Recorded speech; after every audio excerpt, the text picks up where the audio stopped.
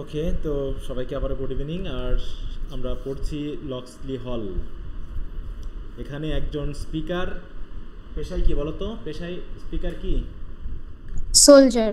Soldier, তাই তো। He is remembering his past, specially his love and rejection, তাই তো, ফ্রম অ্যামি। এবং সে কী করছে, তার অতীতের সে হ্যাপিনেস, তাই তো, অতীতের যে জীবন সেগুলোকে স্মরণ করছে প্রেমে পড়ার আগ পর্যন্ত, এবং বর্তমান সময়ে তার কী অবস্থা। এবং সে অ্যামিকে, তার হাজব্যান্ডকে অনেকভাবে গালাগালি করলো, তাই তো, এবং তার পিতামাতাকে পর্যন্ত সে কি বলেছে, হ্যাঁ, খুব গালাগালি করেছে নাকি।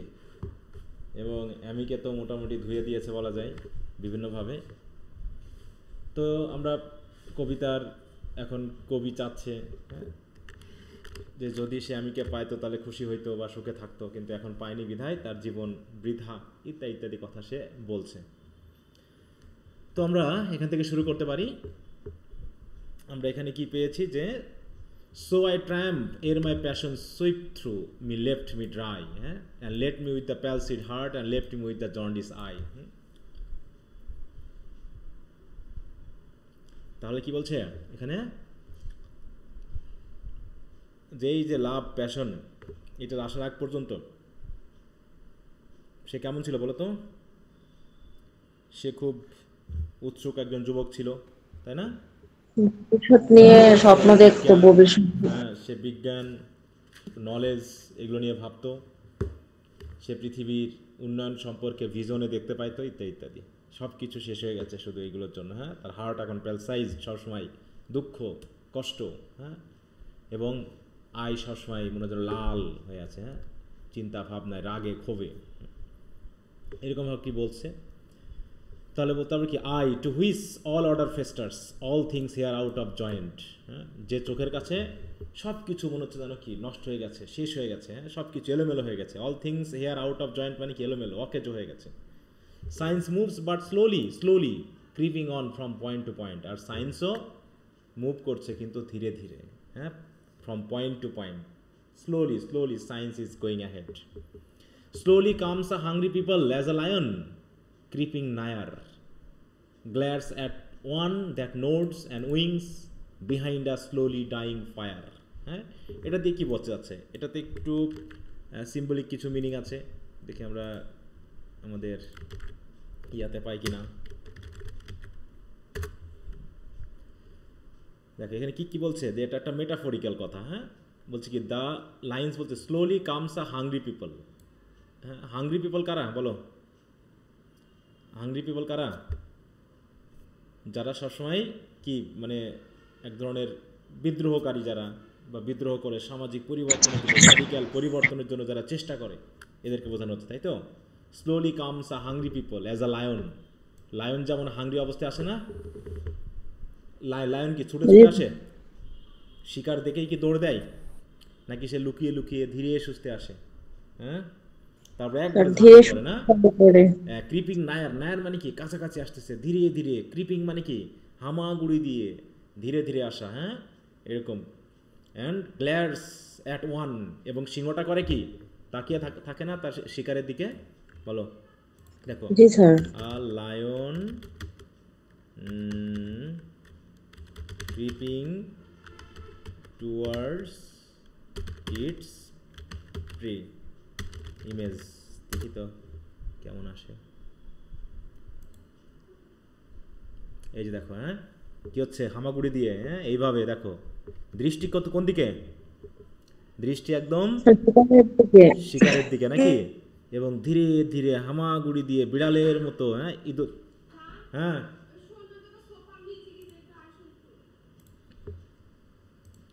শুনতে পাচ্ছ সবাই? হুম, জি স্যার। আচ্ছা, তাহলে ঠিক ওইভাবে, হ্যাঁ, বলছে কি, গ্ল্যাডস, হ্যাঁ, গ্ল্যাডস মানে এক দৃষ্টে তাকিয়ে থাকা, at one that nods and wings, হ্যাঁ, আস্তে আস্তে যাচ্ছে এবং পিট পিট করে তাকাতে তাকাতে, হ্যাঁ, behind a slowly dying fire, হ্যাঁ, স্লোলি ডাইং ফায়ারের দিকে যাচ্ছে।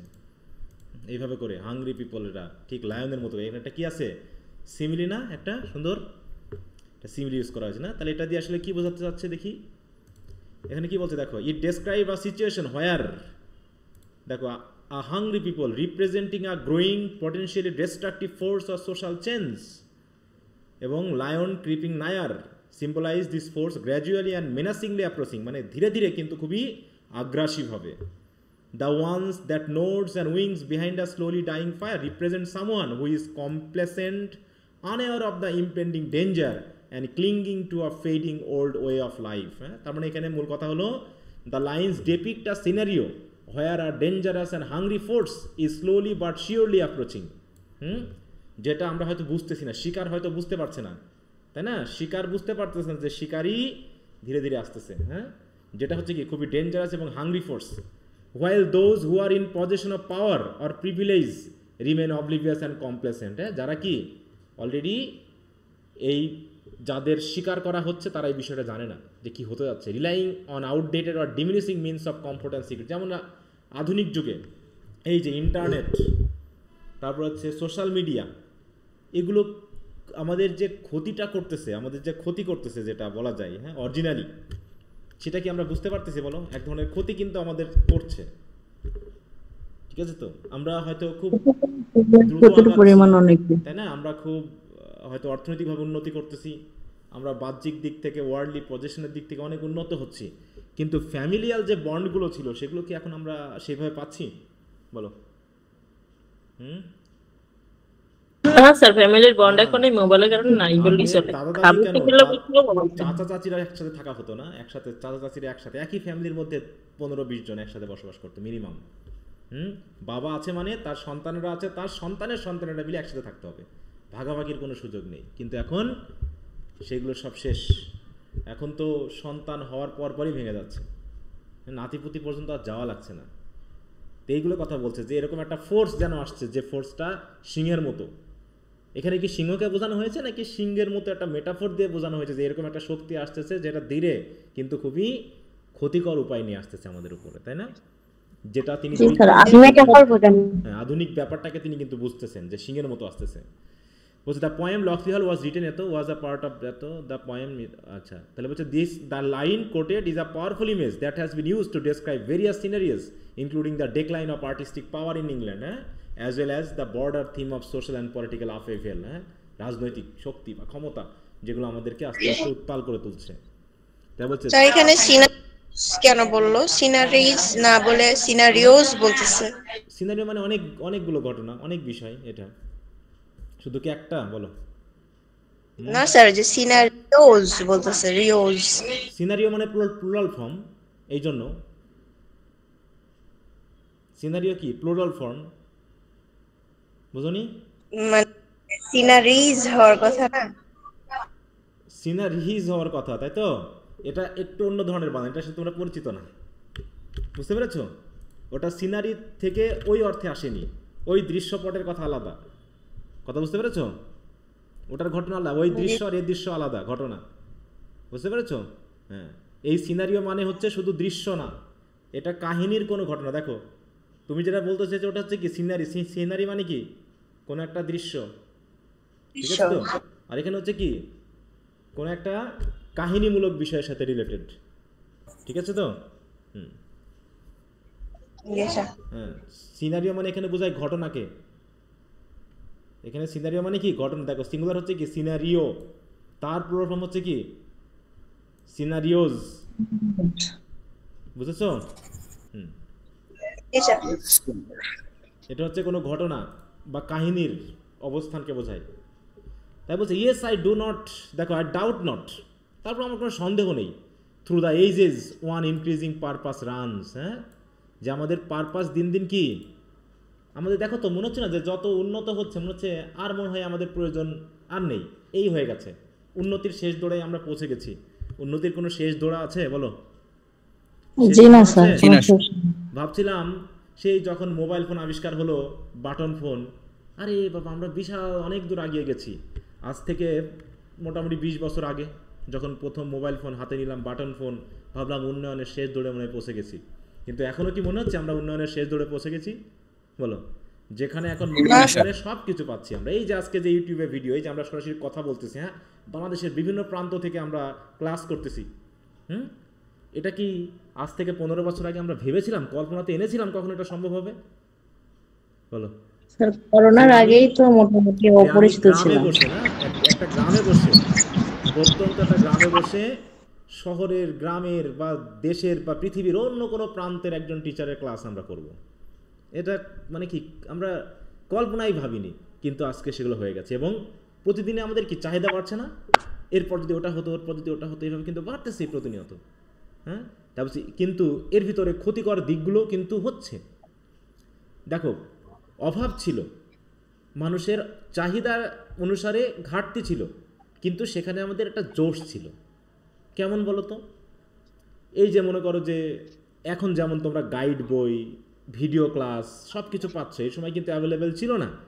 এবং যেগুলো ছিল সেগুলো অরিজিনালি ছিল, এবং শক্তিশালীভাবে আমরা সেগুলো গ্রহণ করতাম, না বুঝলেও গ্রহণ করতে হতো। কেমন? যদি মনে করো সারা বাংলাদেশে কোনো রকম এরকম সুযোগ সুবিধা নেই, শুধু ক্লাসরুম আছে আর তোমার এলাকার যে ক্লাসের টিচার আছে সে আছে, এবং ক্লাসে ইংলিশে ছাড়া আর কোনো কথা বলতো না স্যারে, তুমি কি বাধ্য হতো না ক্লাসে থাকতে? বলো। জি স্যার। জি স্যার। জি sir. You will be bound and you were bound to listen to the teachers. হ্যাঁ, এবং তুমি বুঝতে বাধ্য। এর কোনো বাংলা ওইরকম ছিল না, নোট গাইড বই তেমন ছিল না, তাই তো? প্রশ্নের আবার বাংলা দিতে হয়, সেটাও তখন ছিল না। তাহলে আমাদেরকে ডিকশনারি ঘাটতে হয়েছে, আমাদেরকে পড়তে হয়েছে, এবং আমি বাধ্য ওটা করতে। এখন কি আমরা বাধ্য? বলো। এখন কিন্তু আমরা বাধ্য না। এই আমি জ্ঞানের প্রতি বাংলায়, অনেক হ্যাঁ, আমি যে বাংলায় ক্লাস নিচ্ছি এটাই তোমাদের জন্য ক্ষতিকর। তাহলে যদি আমরা ইংলিশে ক্লাস নেওয়া শুরু করি, ক্লাসে তো বাংলায় কেন, মানে ইয়া করে শুয়ে ফেললে পারেও ক্লাসে স্টুডেন্ট যায় না এখন। তা কী করে ক্লাসমুখী করাবো তাদের? আমি বাধ্য করবো কী করে ক্লাসে যেতে? যদি একজনকে ক্লাসে বাধ্যই করা না যায়, তাহলে আমি তাকে শেখাবোটা কি? সে কি আদৌ কখনো শিখবে? বলো। তাকে যদি পানির মতো করে দেওয়া হয় তাও তো খাইতে যাবে না সে, তাহলে আমি তাকে কীভাবে শেখাবো? যেখানে ক্লাস নেওয়াটাই বাংলাতেই অপরাধজনক, সেখানে আমাদের টেক্সটগুলো বাংলা করে দিতে হচ্ছে, আবার প্রশ্ন উত্তরগুলো ছেলে মেয়েদেরকে, মানে বোর্ড কোশ্চেন উত্তরও আবার বাংলায় করে লিখে দিতে হবে তাকে। What a fun to study in English. হ্যাঁ, এটা একটা ফান না? বলো তো, কি মনে হয় তো জি তোমাদের? স্যার, এখন স্যার মৌলিক কাজ রেখে মানে যৌগিক কাজ নিয়ে বেশি ব্যস্ত হ্যাঁ, থাকি, তাহলে এই জন্য তোমরা আমাদের শিখবাটা সময় কি? নেই। কিভাবে শিখবা? তুমি তো বাংলায় তোমার মাথায় আসবে, তোমার তো ইংরেজি মাথায় আসার কথা না। তুমি যখন ইংরেজি দিয়ে না পড়ে বাংলা দিয়েই পড়বা, তখন তো তোমার মাথায় বাংলা আসবে। তো তুমি ইংরেজি কেমন করে মাথায় রাখতে পারো? তোমার তো ইংরেজি মাথায় আসার কথা না, কারণ তুমি তো ইংরেজি প্র্যাকটিস করতেছো না। হ্যাঁ, এইখানে মনে করো আমি এখানে মনে করো বাংলা ইংলিশ দিয়েছি, তার নিচে বাংলা দিয়েছি, ইংলিশ দিয়েছি তার নিচে, তাহলে তুমি কি বাংলাটার দিকে একবারও তাকাবা? বা তাকালেও তুমি কি ওটা পড়ার চেষ্টা করবা? বলো তো, করবা কিনা? নাকি তুমি বাংলাটাই পড়ে যাওয়া সরাসরি? কোনটা করবা? স্যার শুধু বাংলাটা বাংলাটাই বাংলাটাই পড়ে যাবা তাড়াহুড়ো করে, তাই না? হ্যাঁ, এখানে অন্তত আমি বাংলা বলে দিচ্ছি, তাও তুমি ইংলিশটা চোখে দেখতেছো, এবং আমি সেটা ধরে ধরে বুঝাই দিচ্ছি, এটা এরকম মিনিং, এটা এরকম। কিন্তু তুমি যদি সরাসরি বাংলাটা এখানে পাও, তুমি তার ইংরেজি পড়ো, তাহলে এই যে ক্ষতিটা হয়ে যাচ্ছে, যে অ্যাভেলেবিলিটি হয়ে এমন সহজ হয়ে গেছে যে ছেলেমেয়েরা এখন শিক্ষার যে মৌলিক বিষয়টা থাকার দরকার সেটা হচ্ছে না। প্রচুর পরিমাণে ক্র্যাশ কোর্স, তাই তো? একজন মানে মোটামুটি এখন তো কলেজের টিচারদের আর কেউ পড়তেও চায় না, ওদেরকে কেউ মূল্যায়নও করে না, কারণ ওর থেকে বড় ভাইরা অনেক বেশি পারে, কারণ বড় ভাইরা ইম্পর্টেন্ট কোশ্চেন দাগিয়ে দেয়, তাই না? শর্ট সাজেশন দেয়, তাই না? তারপর হচ্ছে মনে করো তোমাদের কোনটা ইম্পর্টেন্ট, কত শর্ট করে লেখা যায়, একটা কোশ্চেন দিয়ে কীভাবে 10টা কোশ্চেনের আনসার করা যায়, এগুলো কি ক্লাসে কখনো শেখানো হবে? এগুলো কি ক্লাসে শেখানো ঠিক? বলো। জি না স্যার, ওনারা হচ্ছে জানে আমরা কতটা শর্টকাট পছন্দ করি, আমাদের ওই খোরাক দিয়েই ওনারা চালিয়ে যায়, এই জন্য আমরা ওই দিকে ছুটি পিছনে পিছনে। ওইদিকে ছোট দিয়ে শেষ পর্যন্ত কী ধরনের হয়, এই জন্য টিচারদের আর চাহিদা নেই, টিচারদের আর প্রয়োজন নেই।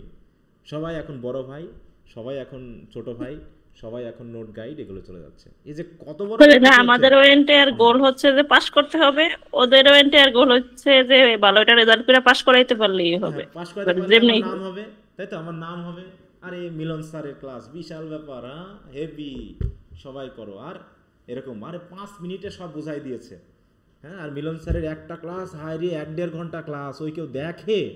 হ্যাঁ বলো, এ কেউ দেখবে? এখন কি কেউ টেক্সট পড়ায়? এখন নাকি দোকানে টেক্সট পাওয়া যায় না কিনতে, বুঝতে পারছো? ঠিক আছে স্যার, আমি মার্কেটে কোনো টেক্সট পাইতেছি না, অনলাইনে অর্ডার দেওয়া লাগতেছে। এমনকি বই কিনতে এমনকি কলেজে রামকৃষ্ণও পাওয়া যায় না, শুধু সরাসরি গাইড পাওয়া যায়। এখন আবার মার্কেটে গাইডও বই কিনে কিনতে না। গেলে হ্যাঁ বলে কি অল ইন ওয়ান নেন, হ্যাঁ, অল ইন ওয়ান। তো অল ইন ওয়ান কেমনে নেয়? অল ইন ওয়ান মানে একটা বই দিয়ে তোমার একটা ইয়ার শেষ। জাস্ট 4 বছরে 4টা বই কিনবা 400 টাকা দিয়ে বা 1000 টাকা দিয়ে তোমার ইয়ার শেষ, মানে তোমার অনার্স শেষ। এবং সেই রেজাল্ট নিয়ে তুমি এবার মারামারি করে বেড়াবা, কি শিখলাম, কি হইলো, কি পড়লাম, এই নিয়ে মারামারি। তো যাই হোক, আর কি বলবো, যা দেখি ফেসবুক ইন্টারনেটে তাতে তো মাথা খারাপ হওয়ার জিনিস। এত সহজ করে দিচ্ছে এত কিছু। একবার লেকচার গাইড ছিল, লেকচার গাইড নিয়ে আসছে আমার কাছে, দেখি লেকচার গাইডে কি করেছে, ওয়ার্ডের মিনিংগুলো আবার পাশে লিখে দিয়েছে। হ্যাঁ, ওয়ার্ডের মিনিংগুলো আমি বলছি কি আপনারা বাংলা লিখে দিলেই পারতেন পুরো গল্পটা। ওয়ার্ডের মিনিং স্টুডেন্ট নিজে খুঁজবে ডিকশনারি খরচ করে, ডিকশনারির জন্য সময় নষ্ট করে ওয়ার্ড খুঁজবে, আপনি দিতে গেছেন কা? বলছে স্যার তাছাড়া যে কিনবে না কেউ। ঠিক আছে, তো কি আবার কষ্ট করে ওয়ার্ড মিনিং দেখতে যাবে ডিকশনারিতে? একজন স্টুডেন্ট ডিকশনারি দেখতেছে না মানে তার পড়াশোনাটা শক্তিশালীভাবে হবে না। ইন্টারনেট ঘেটে হোক, ডিকশনারি দেখে হোক, তাকে ওয়ার্ডটা নিজে থেকে সার্চ করে জানতে হবে, তাহলেই তো সেটা স্থায়ী হবে। কিন্তু আমরা এমন সহজ করে ফেলেছি শিক্ষাকে, সব কিছুই হচ্ছে, শুধু শিক্ষাটা হচ্ছে না। রেজাল্টও ভালো হচ্ছে, কিন্তু রেজাল্ট যে খারাপ হচ্ছে তা না। কিন্তু আলটিমেটলি আমাদের রেজাল্টের দরকার নেই তো, আমার দক্ষ জনসমাজ দরকার, আমার দক্ষ স্টুডেন্ট দরকার, যারা আমার পরবর্তী কর্মচারী হিসাবে দেশ পরিচালনা করবে, সেরকম মানুষ দরকার। কিন্তু আমরা সেটা পারছি না। রেজাল্ট সবারই ভালো, কিন্তু কাউকে জিজ্ঞেস করলে কেউ বলতে পারবে না যে 100-এ 100 আমি সব জানি। কারণ এই যে মুখস্থ বিদ্যা আছে, যে আমাদের বোর্ড বা বিশ্ববিদ্যালয়গুলো সহজ করে ফেলতেছে। আমরা আগে স্টুডেন্টরা ভাবতো বিশ্ববিদ্যালয় কেন্দ্রিক যে আমরা ওরকম করে পড়বো, আর এখন বিশ্ববিদ্যালয় ভাবে স্টুডেন্টরা কতটুকু পারে তার উপর বেস করে আমরা কোশ্চেন করবো। ঠিক আছে, তার উপর বেস করে যেন স্টুডেন্টরা বেশি ফেল না করে, যেন বেশি খারাপ রেজাল্ট না করে, সেই বেস করে আমরা কি করতেছি, প্রশ্ন তৈরি করতেছি। তাহলে তো হবেই। যদিও এখন অবশ্য পরিবর্তন করা শুরু করেছে, তাহলে এই যে 10-12 বছরে যে 10-12টা জেনারেশন গেল, এরা তো একসময় আমাদেরকে সার্ভিস দিতে যাবে। তাহলে কি আমরা কি ধরনের সার্ভিস পাবো সেটা তো বুঝতেই পারছো। তারা অলরেডি দিচ্ছে, তারা যেভাবে পড়তেছে ওইভাবে দিচ্ছে তারা এভাবেই। কারণ কি, তো যাই হোক, এখন ওইগুলো তাই বলতেছি কি যে, তবে কই বলছে আমি ডাউট করছি না যে আমাদের পারপাস দিন দিন ইনক্রিজিং হচ্ছে। And the thoughts of men are widened with the process of the suns. হ্যাঁ, সান যত চলছে, দিন যত আসতেছে, মানুষের চিন্তা ভাবনারও কি হচ্ছে, ওয়াইডেনিং হচ্ছে, বিস্তৃত হচ্ছে। কিন্তু what is that to him? কিন্তু এই যে বিশ্ব উন্নত হচ্ছে, পৃথিবীর পৃথিবীর মানে উন্নতি, মানে কি বলবো, চাহিদা, পারপাস, এগুলো দিন দিন বাড়তেছে, এইগুলো কি যায় আসে সেই ছেলের কাছে? That reaps not harvest of his youthful joys. যদি একজন একজন ইয়ং বয়সের একটা ছেলে এই যে পার্থিব জগতের যে উন্নয়ন, সেই উন্নয়নের হারভেস্ট যদি সে এই ইয়ং বয়সে ইউথফুল জয়গুলো না নিতে পারে, তার কাছে এই উন্নয়ন দিয়ে লাভ আছে কোনো? বলো, আছে? হ্যাঁ, তাহলে সে তো সুইসাইড করবেই। দেখো পৃথিবী কত এগিয়ে গেছে। আমি তো বললাম যে আমার জন্মে আমি দেখছি, তাই না? 1986 সালে জন্ম, 85 সালে জন্ম, এই হলো মোটামুটি প্রায় 40-এর কাছাকাছি আমার বয়স। তাহলে আমরা যা দেখলাম, আমরা কিন্তু এমন একটা পর্যায়ে এসেছি যার 20 বছর ছিল একদম অন্ধকার জগৎ, এবং যার 20 বছর আমরা আলোর জগৎ পাচ্ছি। মানে বিদ্যুৎ পেয়েছি আমরাই।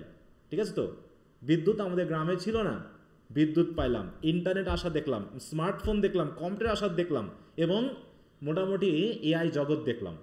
তাহলে আমরা কিন্তু অন্ধকার জগতে ছিলাম, যেখানে শুয়ে শুয়ে আমরা আকাশে তারা গুনতাম শুধু, আর কোনো কাজ ছিল না, টিভি ছিল না, ইন্টারনেট ছিল না, কিছু ছিল না। দাদু দাদি গল্প বলতো, মা বাবা গল্প বলতো, গল্প না বললে কানাকাটি করতাম, গল্প শুনতে শুনতে ঘুমিয়ে যেতাম। এই সময়ের ছেলে মেয়ে আজকে আমরা মোবাইল ফোনে রিলস দেখতেছি। ঠিক আছে, এখন এআই সবকিছু, এআই জগতে। এবং অবিশ্বাস্য কিছু, এআই কে তুমি যেমনটা বলতেছো সে তোমাকে তেমন ছবি দিয়ে দিচ্ছে। তুমি যদি তুমি যদি প্রত্যেকটা লাইন ভিত্তিক একটা করে ইমেজ চাও, এই যে কবিতার, এআই কিন্তু তোমাকে একটা ইমেজও তৈরি করে দিবে, ইমেজও তৈরি করে দিবে। ঠিক আছে, তো তাহলে এরকম ভাবে যদি আমি এটা নিয়ে একটা বই লিখতে চাই ইমেজ সহ, আমি এআই থেকে কিন্তু করে নিতে পারবো, পুরো করে দিবে। কিন্তু এখন এই যে প্রেমে পড়ার মধ্যে ব্যর্থতা, এটা কি এখনো হচ্ছে না? এরকম জগতে নেই মানুষ, ছেলে মেয়ে যে এত উন্নয়নের পরেও প্রেমে পড়তেছে, ব্যর্থ হচ্ছে, সুইসাইড করতেছে। এই জন্য তো স্যার এআই কে এখন গার্লফ্রেন্ড বয়ফ্রেন্ড বানাচ্ছে। হ্যাঁ, ওই যে দেখো, এমন হচ্ছে যে এখন রোবট গার্লফ্রেন্ড বানাচ্ছে, মানুষের উপর আর বিশ্বাস নেই। একটা জিনিস চিন্তা করে দেখো, আজকে আমি যে ছেলে বা মেয়ে যে বিয়েটা হচ্ছে, এটা কি হঠাৎ করে হয়েছে? না, এর একটা যুগের পরিবর্তন এটা এসেছে বলো তো, সমকামিতা। জি স্যার, যুগের পরিবর্তন হয়েছে, মানুষের অবিশ্বাস বেশি আধুনিকতা। অবিশ্বাস থাকে থাকতে কিন্তু এটা হয়েছে, অবিশ্বাস থাকে থাকতে কিন্তু এটা হয়েছে, বুঝতে পারছো? এটা কখন থেকে হয়েছে? যখন থেকে মেয়েরা, বিশেষ করে মেয়েরা ঘরের বাইরে পারে। আমি এটা অন্যভাবে নিচ্ছি না, অন্যভাবে নিও না, আমার জাস্ট একটা নিজস্ব ধারণার কথা বলতেছি, যে যখন মেয়েরা ঘরের ভিতর ছিল তখন স্ত্রীদের বা স্বামীদের ভিতরে কি হাজব্যান্ড ওয়াইফ কোনো অবিশ্বাস ছিল, থাকার কোনো অবকাশ ছিল? জি না স্যার, এটা ভাবাই যাইতো না। হ্যাঁ, কারণ ওয়াইফ আছে বাড়িতে, হাজব্যান্ড আছে যে অফিসে, সে অফিসে কোনো মেয়ে কাজ করে না, অতএব ওখানে সব ছেলে আর ওয়াইফরা সব বাড়িতে। তাহলে আমার হাজব্যান্ড কোনো খারাপ কিছু করবে, অন্যের সাথে প্রেম করবে বা অন্যের সাথে সংসার করবে বা অন্যকে বিয়ে করবে বা আমার ওয়াইফ ঘরে বসে সন্দেহ করবে, এমন কোনো অবকাশ ছিল না। কিন্তু স্যার এখন হচ্ছে সুযোগ কি- আর সময় একটাও ছিল না, সুযোগ হ্যাঁ সময় কোনোটাই পাই। হ্যাঁ, ওইটা সুযোগই, ওই সুযোগটাই তো, মানুষকে তো আটকে রাখা সম্ভব না। নীতি নৈতিকতা আইন দিয়ে কখনোই মানুষের পশুত্বকে নিয়ন্ত্রণ করা যায় না। যদি যেত তাহলে এতদিন সব বন্ধ হয়ে যেত, হতো কিনা বলো? জি জি স্যার। স্যার, তাহলে হবে না তো, এটা সম্ভব না। তাহলে তোমাকে কি কি করতে হবে? তাহলে তোমাকে এমনভাবে নিয়ন্ত্রণ করতে হবে যাতে ওই ঘটনাটা না ঘটে, ওই ঘটনাটা যাতে না ঘটে। মানে আগুনের পাশে মোমকে আনা যাবে না। ছেলে মেয়ে মানে মেয়ে হচ্ছে মোম, আগুন হচ্ছে ছেলে, এই দুটাকে পাশাপাশি রাখা মানে কি, মোম গলবেই, কিছু করার নেই, গোল। গলবেই। তুমি যতই শক্তিশালী ভাবে, এই যে আমরা অফ স্টাডি অফ লাভ পড়লাম না, অফ লাভ, তাই না? জি স্যার। ফ্রান্সিস বেকন সেখানে তো বলেছে এটা গলবেই, কিছু করার নেই আমার।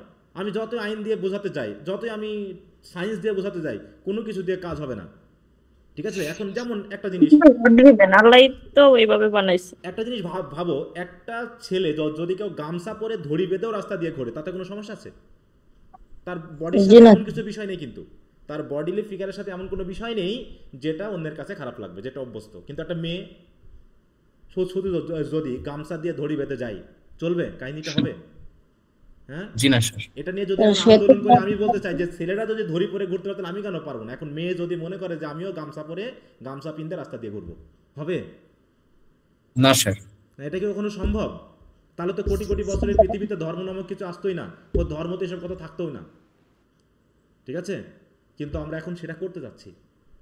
আর হ্যাঁ স্যার, পোশাক হচ্ছে মানুষকে সভ্য বানিয়েছে। হ্যাঁ, ওইটা তো পোশাকই তো সভ্যতা বানিয়েছে। কিন্তু এখন সেই ইউরোপ কান্ট্রি কিন্তু একসময় সেই জায়গায় চলে এসেছে যে আস্তে আস্তে আস্তে আস্তে আজকে তারা অসভ্য দিকে দেখো, ছেলের প্রতি মেয়ে এবং মেয়ের প্রতি ছেলের আকর্ষণ কমে গেছে। কারণটা কি?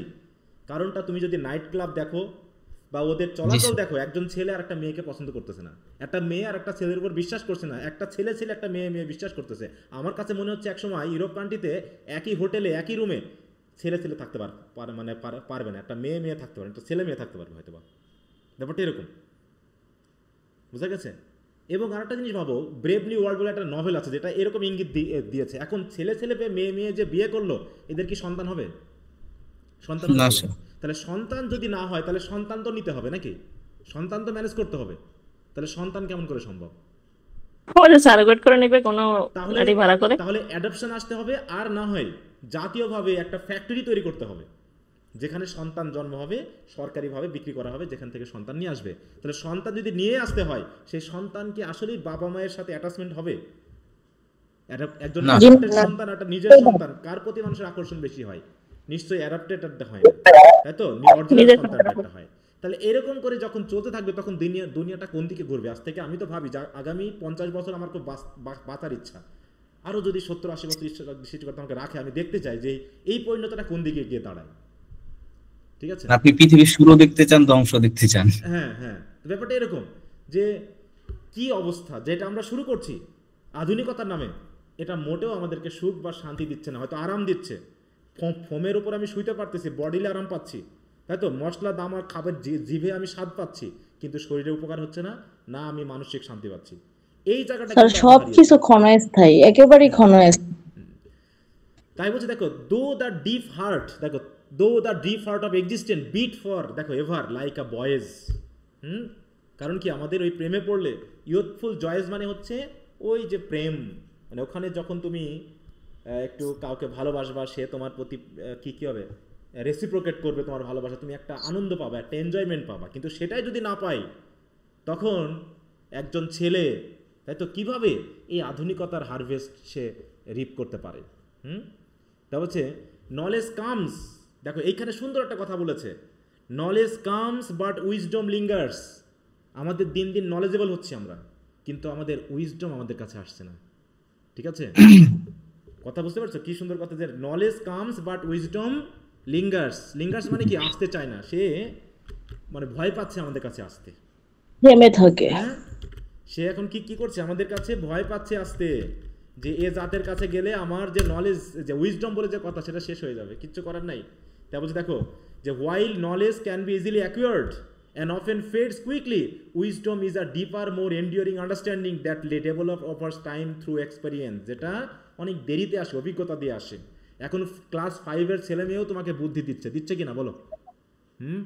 জি স্যার, সবাই উপদেশ দেয়। তাহলে যে উপদেশ দিচ্ছে সে কি তার নিজের উপদেশ কখনো প্রমাণ করেছে অভিজ্ঞতা দিয়ে? বলো। জি না।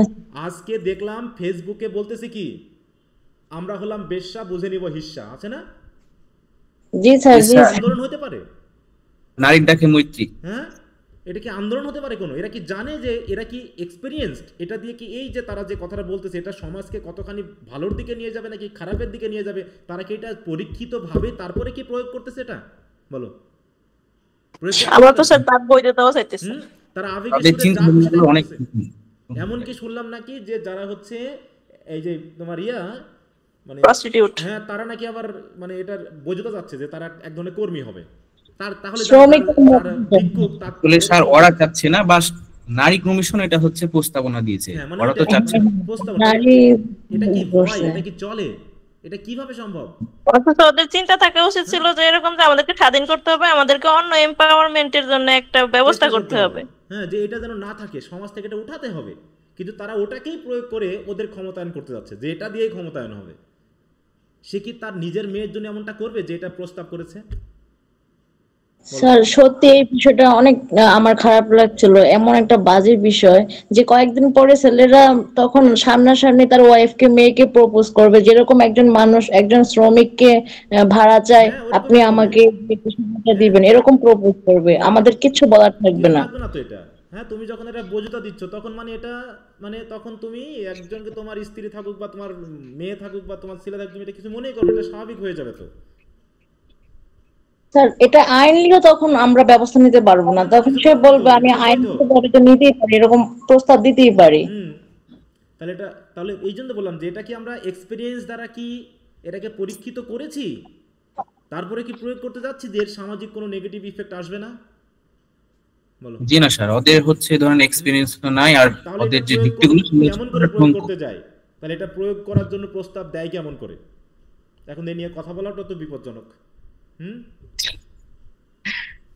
কথা না বললে তো স্যার অ্যাওয়ারনেস সৃষ্টি হবে না। কিন্তু ওই যে বললাম যে বিষয় না বলে পারাই যাচ্ছে না, এমন একটা মানে এটা ভাবতেই কেমন লাগতেছে যে আমাকে সামনাসামনি একটা সময় প্রপোজ করে ফেলবে সবার সামনে, কিন্তু আমি এটা কোনো আইনি ব্যবস্থা নিতে পারবো না। এটা এমন হয়ে যাবে। আর সবথেকে বড় ব্যাপার হচ্ছে এটা মেয়েরাই করতেছে, মেয়েরাই করতেছে। এটাই তো বললাম যে তুমি ভাবো যে নারী স্বাধীনতাকে যারা অধিকার চেয়েছিল তারা কিসের জন্য ভাবছিল, আর সেটা নিয়ে কোথায় নিয়ে গিয়ে নামানো হয়েছে। আমার তো মনে হয় একটা কি জিনিস মনে হয় জানো, আমার এটা মনে হয় যে আজ থেকে হয়তো 1000 বছর বা 1 কোটি বছর আগে এরকম কিছু ঘটেছিল, তারপর থেকে ধর্ম বা বিষয়টা নিয়ে সেটাকে আবার নিয়ন্ত্রণ করা হয়েছে। কিন্তু আমার কাছে আধুনিক মানুষকে আরো বেশি বোকা মনে হচ্ছে, আগের মানুষগুলো একটু জ্ঞানী ছিল। জি স্যার, আমাদের ধর্মে তো আরব সমাজে এরকম ছিল, বেবিচারিণী ছিল, এবং ওখান থেকেই তো মূলত মানে তখনকার যে ডিসগাস্টিং বিষয়গুলো ছিল, মেয়ে হওয়ার সাথে সাথেই যে মাটি দিয়ে দিত, পুঁতে ফেলতো, সামনে এরকম সিচুয়েশনই আসতেছে। আর বাংলাদেশের এই সকল নারী কমিশনের যে মহিলাগুলো আছে, এরা তো লাইফের সব দিক দিয়ে প্রিভিলেজ পাইছে। লাইক এরা হচ্ছে ভালো ফ্যামিলি থেকে বিলং করে, হাজবেন্ডের অনেক টাকা আছে, ছেলে মেয়ে বাইরের দেশে পড়ে, এখন এই বয়সে এসে তারা কপালে একটা বিশাল বড় টিপ লাগায়, মানে তারা কখনোই এরা বাংলাদেশে ওমেন এম্পাওয়ারমেন্ট মানে করতে চায় না। এদের টার্গেটই হচ্ছে মেয়েদেরকে রাস্তায় নামানো, এটাই এদের মোটিভ। ওটা তো বললাম যে কেন আমি আমার মেয়েকে মারবো না, কেন হত্যা করবো না? যদি আমার মনে হয় যে আমার মেয়ে যে জন্ম হয়েছে তো শেষে বৈধ প্রস্টিটিউট হবে, তাহলে তো আমি আমার মেয়েকে মেরে ফেলবো। আমি তো এটা চাইবো না যে আমার মেয়ে এরকমটা হোক।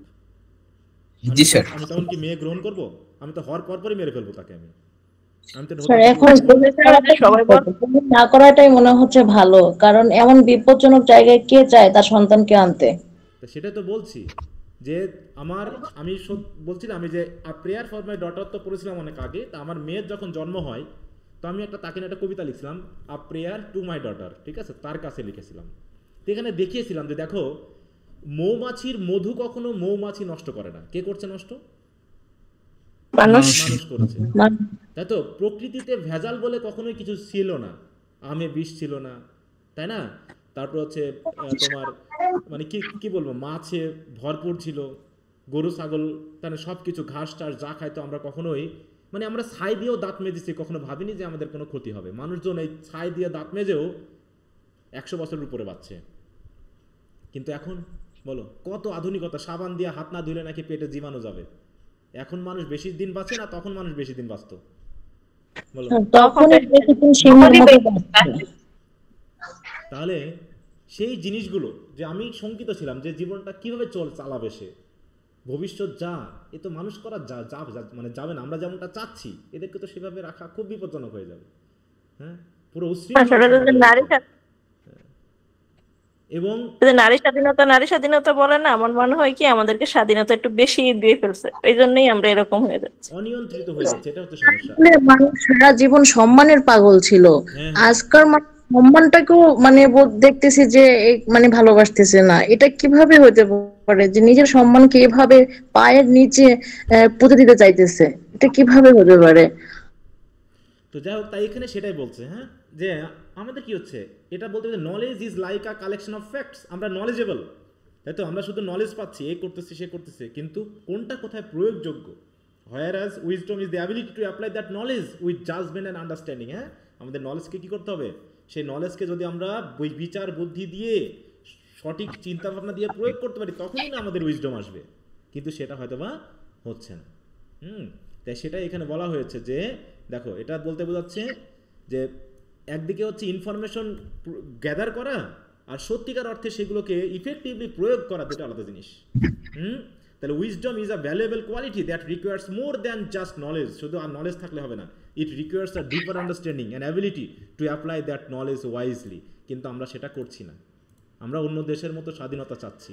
হ্যাঁ, তাই বলছে knowledge comes but wisdom linger. সেটা তখনই বলে গেছে সে, I linger on the shore. আমিও তেমনি এই যে সমুদ্রের আশেপাশে ঘুরে বেড়াচ্ছি, জাস্ট লিঙ্গার করতেছি, আমি আর কিছুই পাচ্ছি, আমি তো সব হারিয়ে ফেলেছি। The individual withers and the world is more and more. এভাবে মানুষ আস্তে আস্তে শুকিয়ে যাচ্ছে, আত্মিক শক্তি আত্মিক ভালোবাসা তাদের নেই, এবং পৃথিবীটাও কি হচ্ছে দিন দিন শুকিয়ে যাচ্ছে। ইন্ডিভিজুয়াল তো শুকাচ্ছেই, পৃথিবীটাও এরকম ভাবে ধ্বংস হয়ে যাচ্ছে দিন দিন। হ্যাঁ, এখন এত তাপমাত্রা বাড়বে কেন বলো? তুমি দেখো যে তুমি যখন রাস্তার পাশ দিয়ে চলো, পিচ রাস্তা, পাশে যদি একটা বড় বট গাছ থাকে, তুমি তার নিচ দিয়ে যখন দেখবা কি ঠান্ডা, তাই না? ঠান্ডা বাতাস, আর ওই ছায়া শেষ অমনি গরম আবহাওয়া। হ্যাঁ, যে পরিমাণ গাছ থাকলে তাপমাত্রা শোষণ করে নিয়ে পরিবেশকে ঠান্ডা রাখে, আজকে আমরা করতেছি সেই গাছ কেটে একটা রুম বানিয়েছি, যে রুমের ভিতরে বাতাস ঢুকতে পারে না, তার জন্য করেছি কি সেই রুমে আমাকে এখন এসি লাগাতে হচ্ছে। এসির জন্য বিদ্যুৎ দরকার, তাহলে আবার গাছ কেটে আমি বিদ্যুৎ স্টেশন বানিয়েছি, এবং সেই গাছের সেই বিদ্যুৎ স্টেশন চালানোর জন্য আমাকে আবার কি করতেছে, কয়লা উত্তোলন করতে হচ্ছে, তাই না? জ্বালানি কাঠ লাগতেছে, তার জন্য আবার পরিবেশ ধ্বংস করতেছে। এভাবে ধ্বংস করতে করতে আমরা হয়তো সুন্দর একটা আরামদায়ক পরিবেশ পেয়েছি, কিন্তু আলটিমেটলি সেটা অনেকের জন্য ক্ষতিকর এবং পুরো পরিবেশের জন্য ক্ষতিকর হয়ে গেছে। তাই বলছে আবার, knowledge comes but wisdom lingers and he bears a laden breast full of sad experience. Laden breast মানে কি, ভারী একটা বুক, মানে কি, মানে এখানে বুক বলতে কি বলছে, বুকে বলেন অনেক কষ্ট, বুকে দুঃখ, এই বুকে কষ্ট দুঃখ মানে কি, বেদনা, বেদনা, আত্মা, তাই না? এই ল্যাডেন ব্রেস্ট নিয়ে ঘুরে বেড়াতে হচ্ছে, ফুল অফ স্যাড এক্সপিরিয়েন্স। আমাদের বুকে রয়েছে কি, প্রচুর খারাপ অভিজ্ঞতা। Moving toward the stillness of his rest. তাহলে যখন আমরা রেস্ট নেওয়ার জন্য স্টিলনেসের দিকে যাচ্ছি, তখন অলরেডি অভিজ্ঞতা আমাদের হয়ে গেছে, যা সব স্যাড এক্সপিরিয়েন্স, স্যাড। সুতরাং হার্ক মাই মেরি কমরেডস কল মি। এবার বলছে কমরেডদেরকে, হ্যাঁ, যাদের বললেন তোমরা আমাকে একটু থাকতে দাও, তোমরা একটু অন্যদিকে যাও, বলছে তোমরা কি আমার কথা শুনতে পাচ্ছ? হার্ক মানে কি, listen, my merry comrades call me sounding on the bugle horn. তোমাদের সে বাগল হর্ন বাজিয়ে আমাকে ডাকো। They to whom my foolish passion were a target for their scorn. এখন আমি এই যে ফুলিশ প্যাশন যদি তোমাদেরকে আমি বলি, তাহলে তোমরা কি আমাকে ভালো বলবে না খারাপ বলবে বলো? মনে করো আমি এমন একজন মেয়ের প্রেমে পড়েছি যে আমাকে ছ্যাঁকা দিয়ে চোর চলে গেছে, এখন যদি আমি কাউকে বলি তারা কি আমাকে সমবেদনা জানাবে নাকি ঠাট্টা করবে বলো তো? স্যার ঠাট্টা করে উপহাস করবে। তাই বলছে আমি কি তাদেরকে বলবো আমার এই কথা? আমি তো বলতেও পারতেছি না লজ্জায়, হ্যাঁ, যে they to whom my foolish passion were a target for their scorn. আমি যদি তাদেরকে বলি তাহলে তাদের বলা মানে বুঝতে হবে তাদের স্কর্ন বা গালিগালাজ পাওয়া, কারণ আমি তো নির্বোধ একজন ছেলে। Shall it not be scorn to me to harp on a such a mouldering string, তাই তো? এরকম একটা স্ট্রিং বা এরকম কথাবার্তা, স্ট্রিং মানে হচ্ছে এখানে বাদ্যযন্ত্র বোঝাচ্ছে, কিন্তু আমি আমার আচরণ বা কথাবার্তাকে বুঝছি। তাহলে আমি যদি আমার এইগুলোকে হার্প করা মানে কি, প্রচার করে বেড়ানো, বলে বেড়ানো, যদি বলে বেড়াই তাহলে মানুষ কি আমাকে ঠাট্টা করবে না? I am shamed through all my nature to have love so slight a thing. হ্যাঁ, আমি নিজেই তো লজ্জিত এরকম একটা স্লাইট তুচ্ছ জিনিসকে ভালোবেসে। দেখো, টু হ্যাভ লাভড মানে কি, ভালোবাসবো নাকি ভালোবেসে ফেলেছি? ইনফিনিটিভ, তার মানে পারফেক্ট ইনফিনিটিভ, তাই না? যে এরকম একটা স্লাইট থিংকে ভালোবেসে আমি তো আমার নেচারকেই লজ্জিত করে ফেলেছি, হ্যাঁ, যে আমি এত হালকা জিনিসকে ভালোবাসলাম। যারা হালকামি পছন্দ করে, সুতরাং উইকনেস টু বি রথ উইথ উইকনেস।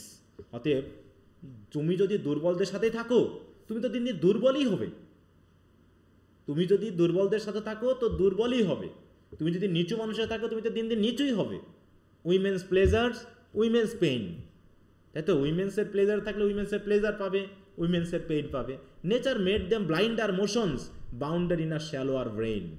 কিন্তু নেচার মেড দেম ব্লাইন্ডার, দেখো মেড দেম কাদেরকে বোঝানো হচ্ছে? দেম বলতে কাদের বোঝানো হচ্ছে? উইমেনদের বোঝাচ্ছে না?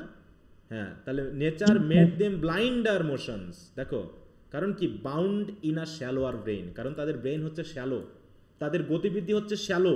অতএব তারা পারফেক্ট জিনিস বোঝে না, সঠিক জিনিস বোঝে না, তারা হচ্ছে ব্লাইন্ড। অতএব তাদের কাছে সব কিছু ছেড়ে দেওয়া ঠিক না। মেয়েরা যেন আবার রাগ করো না, হ্যাঁ? না স্যার, ভালো কথাই বলছেন। তাই বলছে সত্যি কথা। Women is the lesser man, বলছে উইমেনরা হচ্ছে পুরুষদের থেকেও লেজার, এরকম বলেছে। হ্যাঁ, women is the lesser man and all thy passions matched with mind. তাহলে তোমার ওই একজন উইমেনের প্যাশন যদি আমার সাথে মিক্সড হয় তাহলে আমি কি উপরে উঠবো না নিচে নামবো বলো তো? হ্যাঁ, যেমনটা ঠিক মুনলাইট আনটু সানলাইট, ঠিক সানলাইট যেমন মুনলাইটের কাছে, তাই তো? তাহলে মুনলাইটের আলো বেশি না সানলাইটের আলো বেশি? সানলাইটের। তাহলে মুনলাইট হচ্ছে উইমেন, সানলাইট হচ্ছে পুরুষ। একইভাবে অ্যাজ ওয়াটার আনটু ওয়াইন, ওয়াটারের স্বাদ বেশি না ওয়াইনের স্বাদ বেশি বলো? ওয়াটারের। ওয়াইনের স্বাদ বেশি, অন্যভাবে নিও না, কবি যে বলতে চেয়েছেন, তাই তো? ওয়াটার কি ফ্ল্যাশি থিংস, কিন্তু ওয়াইনের একটা স্বাদ আছে। তাই বলছে ওয়াটার যেমন ওয়াইনের কাছে আর মুনলাইট যেমন সানলাইটের কাছে, উইমেন তেমনি ম্যানের কাছে। তারা হচ্ছে লেজার, চিন্তা ভাবনায়, সব কিছুতে। এই যদি কবিতা এখন পড়তে দেওয়া হয় যারা হচ্ছে নারী আন্দোলন করতে, তাদের কি করবে বলো তো? মানে কবর থেকে উঠে না মারা শুরু করবে। ওটা তো করবে, সাথে সাথে মালার গলা বলবে বয়কট আলফ্রেড টেনিসন। হ্যাঁ, বয়কট করে দিবে। হ্যাঁ, তারা তো বেশিরভাগই নারী না। আচ্ছা, স্যার ইংরেজি সাহিত্য পড়াই বন্ধ করে দেবে। হ্যাঁ, পুরো বলবে বাতিল খাতে নাম লিখে দিবে। আচ্ছা, যাও। এখানে তো এই যে মুনলাইট আর হচ্ছে সানলাইট, দুইটার দুই জায়গায় সমান মর্যাদা আছে, সেটা এক হবে না, কিন্তু আলাদা আলাদা একটা মর্যাদা তো অবশ্যই আছে। সেটা না বুঝে করতে গিয়ে আমরা ঝামেলাটা করি। হ্যাঁ হ্যাঁ হ্যাঁ, তাহলে যেটা যেখানকার সেটা সেখানেই শোভা পায়, তাই না? জি স্যার, এক্স্যাক্টলি। যেমন ওয়াইন খেয়ে কি তুমি আজীবন বাঁচতে পারবা? যে তোমার পানি দেওয়া হলো না, মনে করো তুমি ওয়াইন খেয়ে বাঁচতে পারবা?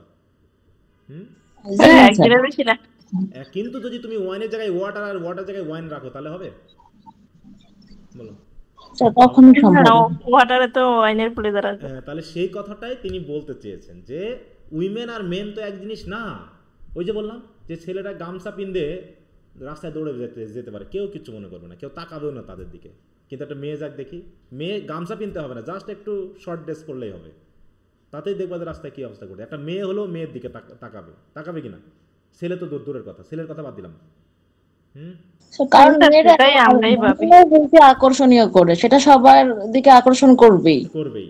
তা এরকম হয়েছিল, আমি কিছু ওই যে স্টুডেন্ট লাইফে বা এমনিতে সময় আমি বিদেশিদের নিয়ে ঘুরতাম, বিভিন্ন সময় আসতো, ওদেরকে বিভিন্ন জায়গায় আমি ঘুরিয়ে নিয়ে বেড়াতাম। হ্যাঁ, তো এরকম আমি বিপত্তিতে খুব পড়তাম ওদের নিয়ে খুব বিপত্তিতে পড়তাম। ওরা তো এমনিতে শর্ট ড্রেস পরে অভ্যস্ত। তো এখন মনে করো যখন কোথাও ঘুরতে টুরতে নিয়ে যাওয়া হতো, তখন তাদেরকে নিয়ে যাওয়ার সময় খুবই বিব্রত হতে হতো। মাঝে মাঝে তাদেরকে বলতে হতো যে আপনারা এইভাবে একটু ড্রেস পরে বার হয়েন। কেউ কেউ শুনতো, কেউ কেউ শুনতো না, এরকম অনেক বিষয়।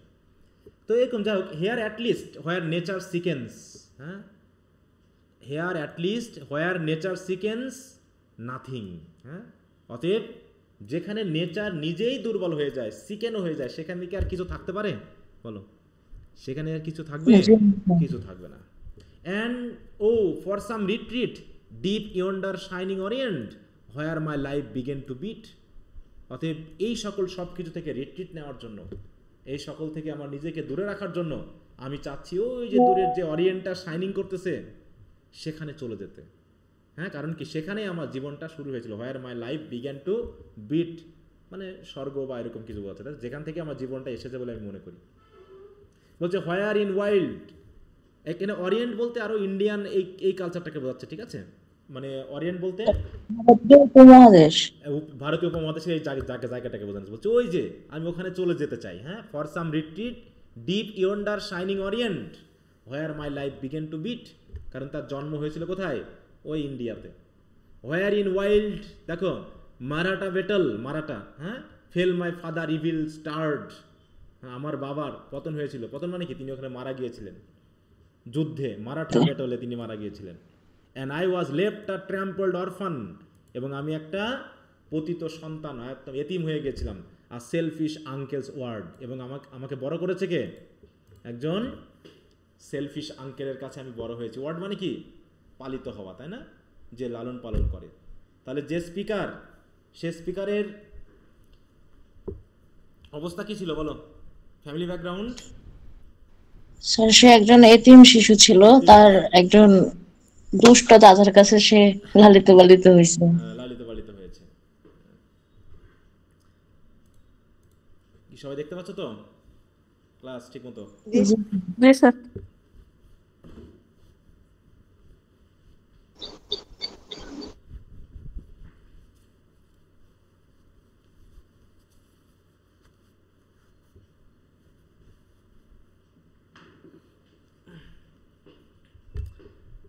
আচ্ছা, তারপরে কি হচ্ছে? তাই হচ্ছে or to burst all link of habit, এবং আমি চাচ্ছি কি to burst all links of habit there to wander far away. এই যে আমার যত হ্যাবিচুয়াল লিঙ্ক আছে, তাই তো, আমি যা হয়ে গেছি এখান থেকে আমার বার হতে হলে আমাকে কোথায় যেতে হবে? ওই ওয়ান্ডার করতে হবে, ফার অ্যাওয়ে, অনেক দূরে চলে যেতে হবে। One from island unto island at the gateways of the day. সেই ইউলিসিসের কথা মনে আছে? ইউলিসিস, হ্যাঁ, সেও যেমন চাচ্ছিল না যে দূরের জ্ঞান অর্জনের জন্য অনেক দূরে দূরে চলে যাবে, তারও ঠিক একই অবস্থা। Larger constellation burning, mellow moons and happy skies, breath of tropic shade and palms in cluster, knots of paradise. দেখো, নটস অফ প্যারাডাইজ বলছে কাকে? যেখানে অসংখ্য তারা একসাথে জ্বলবে। কনস্টেলেশন মানে কি? নক্ষত্র জগৎ, না, তারা যারা জ্বলছে। বার্নিং, হ্যাঁ, mellow moons, happy sky, breath of tropic shade and palms in cluster মানে কি? ওদিকে গাছ, তাই তো, এদিকে বন জঙ্গল, সব কিছু মিলে হবে কি? এটা একটা প্যারাডাইসের মতো হবে। এই ইউরোপিয়ান কান্ট্রি, এই জগৎ আর দেখো কীভাবে বলছে, দেখো ইউরোপিয়ান মানুষকে সে কীভাবে গালাগালি করেছে। দেখো, নেভার কামস দ্য ট্রেডার, এমন জায়গায় যেতে চাই যেটা হবে প্যারাডাইসের মতো, যেখানে কোনো ট্রেডার আসেনি আজ পর্যন্ত। নেভার ফ্লটস অ্যান ইউরোপিয়ান ফ্ল্যাগ, যেখানে আজ পর্যন্ত কোনো ইউরোপিয়ান ফ্ল্যাগ কি করেনি? উড়েনি। তাহলে ইউরোপের পা যেখানে পড়েছে সেখানে ধ্বংস হয়ে গেছে সব কিছু। তাই বলছে এমন একটা জায়গায় যেতে চাই যেখানে কোনোদিন ইউরোপিয়ান ট্রেডার আসেনি, ইউরোপিয়ান ফ্ল্যাগ কখনো ওড়েনি। হ্যাঁ, স্লাইডস দ্য, দেখো, বার্ড ওভার লাস্ট্রাস উডল্যান্ড, যেখানে পাখিরা, হ্যাঁ, উডল্যান্ড মানে কি? বন জঙ্গলে তাদের গান করে। হ্যাঁ, swings the trailer from the crag, যেখানে বিভিন্ন পাহাড়ে পর্বতে পাখিরা উড়ে উড়ে বেড়ায়, হ্যাঁ, সুইং করে বেড়ায়, সেরকম জায়গায় যেতে চাই। ড্রুপস দ্য হ্যাভি ব্লুজুম বাওয়ার, যেখানে ফুল ফলে ভরে গিয়ে গাছগুলো পুরো নুয়ে পড়েছে, ড্রুপস পড়েছে, হ্যাঁ, ড্রুপিং মানে কি, নুয়ে পড়া। Hanks the heavy fruit tree, যেখানে গাছে গাছে হ্যাঁ ভারী ভারী হ্যাঁ বড় বড় ফল ফুল কি করেছে, ঝুলে ঝুলে আছে। মানে মূল কথা হলো যে সব কিছু ন্যাচারাল থাকবে। এই আধুনিক জগৎ কবির কাছে ভালো লাগছে না। Summer isles of Eden lying in dark purple spheres of sea, এবং সামার আইলগুলো বা দ্বীপগুলো যেগুলো দেখতে একটা ইডেন গার্ডেনের মতো হবে, ঠিক সৃষ্টির সময় যেমন ছিল তেমন, যেখানে সমুদ্রের চারপাশে কেমন থাকবে, ডার্ক পার্পল স্পেয়ার্স। স্পেয়ার্স মানে কি, তার আশেপাশে যে বন জঙ্গল এগুলো গম্ভীর গভীর জঙ্গল থাকবে। হ্যাঁ, সেরকম একটা জায়গায় আমি চলে যেতে চাই। দে আর মিথিংস, আমার মনে হয় সেখানে গেলে would be enjoyment more than in this march of mind. হ্যাঁ, এই যেখানে আমি মনে যা কিছু আশা করতেছি, যা ভাবতেছি, তার থেকেও মনে হয় আরও অনেক এনজয়মেন্ট আমি সেখানে গেলে পাবো। স্পেশালি কোথায়, ইন দ্য স্টিপস, দেখো steamship, in the railway, in the thoughts that shake mankind. হ্যাঁ, এই যে এখানে দাঁড়িয়ে দাঁড়িয়ে স্টিমশিপ রেলওয়েতে যা ভাবতেছি তার থেকেও অনেক কিছু পাবো, কারণ এই জাতীয় জিনিসগুলো মানুষের মাইন্ডকে পুরো কী করছে, ম্যানকাইন্ডকে পুরো শেক করে দিচ্ছে, মানে স্থির রাখছে না, শান্ত রাখছে না। এই আধুনিক জগৎ থেকে অনেক দূরে চলে যেতে চাই। তাহলে কবি যদি এখন ইন্টারনেট জগতে থাকতেন, তখন তো শুধু স্টিম ইঞ্জিন আর রেলওয়ে দেখেই তিনি যা অবস্থা করছেন, হ্যাঁ, তাহলে কি হবে? তাহলে এখন যদি থাকতেন তাহলে হার্ট অ্যাটাক করতেন প্রতি মুহূর্তে নাকি, যে মানুষ। তাহলে তখনকার আবিষ্কার শুধু একটু ওই স্টিম ইঞ্জিন আবিষ্কার হয়েছে, রেলওয়ে হয়েছে, এরকম কিছু কয়েকটা জিনিস হয়েছে। তখন তো শুধু শুরু, কম্পিউটার হয়নি, টেলিভিশন হয়নি, রেডিও হয়নি, ইন্টারনেট হয়নি, তাই না, এই সকল হয়নি। এখন যেমনটা দেখছিস, তাহলে কবি ও আগে আত্মহত্যা করতো যে জগতে আমি থাকবো না। যাই হোক, তাই বলছে উনি তখনই বিষয় সম্পর্কে এত ভালো বুঝতে পারছে।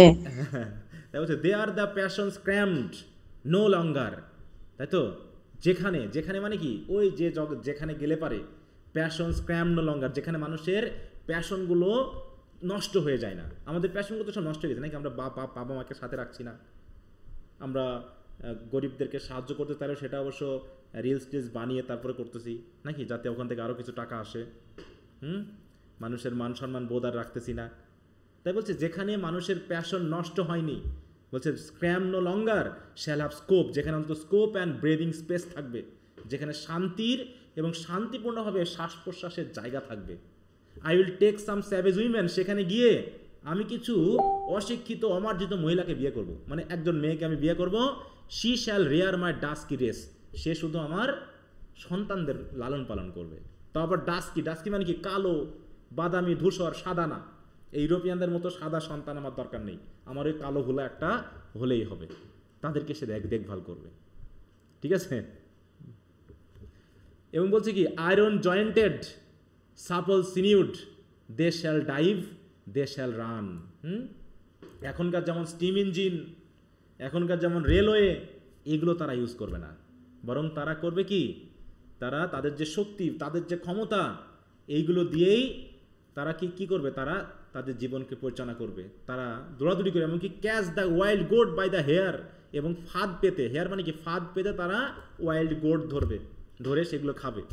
And hurl their lances in the sun, এবং সূর্যের দিকে তারা তাদের বর্ষা নিক্ষেপ করে, মানে কি শিকারী বর্ষা নিক্ষেপ করে তারা তাদের জীবন চায়, মানে বুনো জীবন তিনি চাচ্ছেন, যে জীবনে শিক্ষা নেই, ধর্ম নেই, কিন্তু শুধু খাওয়া আর কি করা, বেঁচে থাকা সকলের সাথে মিলে, এটুকুই যেন কবি চাচ্ছেন। এর থেকে বেশি কিছু দরকার নেই।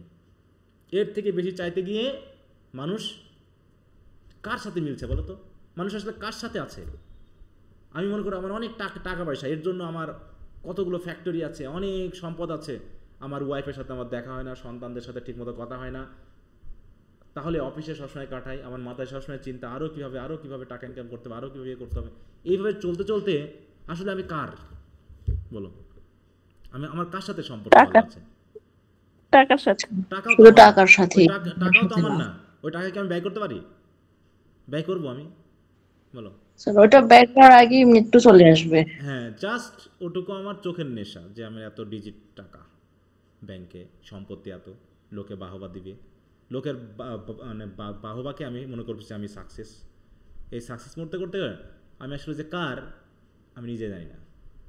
তাই বলছে যে আমার যে সন্তানরা হবে এরকম তারা ওয়াইল্ড জীবনযাপন করে, ওয়াইল্ডলি তারা তাদের খাবার দাবার সংগ্রহ করবে, এভাবেই তাদের জীবন চলবে। যেখানে কি দেখো হুইল সেল ব্যাক দ্য প্যারটস কল, যেখানে আমার সন্তানেরা প্যারটের ডাকে ডাকে তারাও হুইসেল দিবে। যেমন আমাদের বাচ্চারা হয় না গ্রামের দিকে, বিশেষ করে কোকিল পাখি ডাকলে তারাও কুহু কুহু করে, একটু করে না?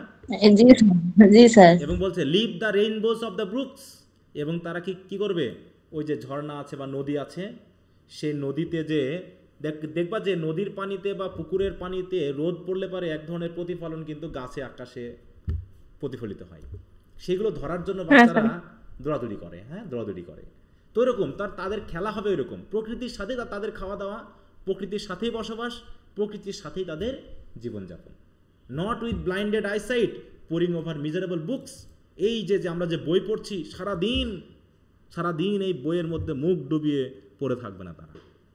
তাই বলছে নট উইথ ব্লাইন্ডেড আইসাইট, পড়তে পড়তে পড়তে পড়তে চোখ নষ্ট করে ফেলবে না, তারা ওই প্রকৃতির সাথেই বসবাস করে। দেখো আমরা যা পড়তেছি, আসলে আমরা যা কিছু পড়তেছি তা কি পড়ার জিনিস নাকি প্রকৃতিতে আসলে অলরেডি আছে, এগুলো সব কিছুই। তাহলে আমরা প্রকৃতি বাদ দিয়ে বইয়ের ভিতরে ঢুকিয়ে সেগুলো ঘরের ভিতর ধরে ধরে আমরা পড়তেছি। ঠিক ঘুরতে গেলে যেমন আমরা ঘুরতে যাচ্ছি কক্সবাজার, তাই তো, ঘুরতে যাচ্ছি কুয়াকাটা, ঘুরতে যাচ্ছি সিলেট, ঘুরতে যাচ্ছি খাগড়াছড়ি, বান্দরবন, গিয়ে করতেছি কি এনজয় না করে আগে ভিডিও করতেছি, ছবি তুলতেছি, বাড়িতে বসে বসে দেখবো। তো এরকম আর কি, তাই বলতেছে এইরকম আর কি আমি করবো, হ্যাঁ এরকম আমার জীবনযাপন হবে। কিন্তু বলছে fool again the dream the fancy, ওতে আমি যা কিছু ভাবছি, আরে এসব তো বোকা না, এটাও একটা বোকামি, আমি যা কিছু ভাবছি সবই কি বোকামি, হ্যাঁ। But I know my words are wild, এই যে আমি যে কথাগুলো বললাম আমি জানি এ সব কিছুই হচ্ছে কি ওয়াইল্ড কথাবার্তা, মানে অমার্জিত কথাবার্তা, এগুলো দিয়েও চলে না। But I count the great barbarian lower than the Christian child, কিন্তু আমরা তো জানি আমরা কাদের প্রতি বেশি বিশ্বাস করি। আমরা যদি অশিক্ষিত বর্বর মানুষ দেখি আমরা কি ভয় পাবো, নাকি একজন আমাদের সভ্য মানুষ দেখি তাকে দেখে ভয় পাবো? কাকে? বর্বর মানুষকে দেখলেই ভয় পাবি, তাই না? তাই বলছে আই কাউন্ট দা, দেখো গ্রে ব্যারবারিয়ান লোয়ার, কারণ আমরা নিজেরা তো তাদেরকে লোয়ার বলি। দেখো গ্রে ব্যারবারিয়ান মানে কি কালো, ব্ল্যাক, তাই তো, নিগ্রো মানুষদেরকে তো আমরা লোয়ার বলি। কাউন্ট মানে কি মনে করা বা ভাবা। Then the Christian child I to herd with narrow foreheads vacant of our glorious gains like a beast with lower pleasures like a beast with lower pains. তাই আমি হচ্ছে কি to herd with narrow foreheads, আমিও ঠিক narrow ফরিডস মানে কি যাদের কপাল নেই, ন্যারো ফরিডস মানে হচ্ছে যাদের ভাগ্য খারাপ, এই সকল নিগ্রো মানুষদের, তাদের সাথে চলতে গেলে তো আমারও এই যে গ্লোরিয়াস যে গেইনগুলো সেগুলোকে আমি পাবো বলো, নাকি আমিও শূন্য হয়ে যাব? স্যার এতক্ষণ বর্বরদের পক্ষে ছিল, এখন আবার সেই আগের জায়গায় চলে আসছে।